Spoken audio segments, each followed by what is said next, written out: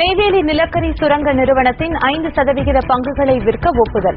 டெல்லியில் பிரதமர் தலைமையில் நடைபெற்ற அமைச்சரவைக் கூட்டத்தில் முடிவு. NLC பங்குகளை விற்கும் மத்திய அரசின் முடிவுக்கு தொழிற்சங்கங்கள் கடும் எதிர்ப்பு. உடனடியாக திரும்பப் பெற வலியுறுத்தல். மாநிலங்களவை தேர்தலை பாமக புறக்கணிக்கும். சென்னையில் நடந்த பாமக செயற்குழு கூட்டத்தில் தீர்மானம். உத்தரகாண்டில் வெள்ளம், நிலச்சரிவில் இன்னும் 50,000 பேர் சிக்கியுள்ளனர்.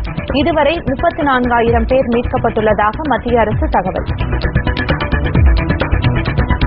வடமாநில வெள்ளத்தில் சிக்கி தவித்த தமிழர்கள் 83 பேர் சென்னை திரும்பினர். உயிர் தப்பி வந்தவர்கள் உருக்கமான பேட்டி.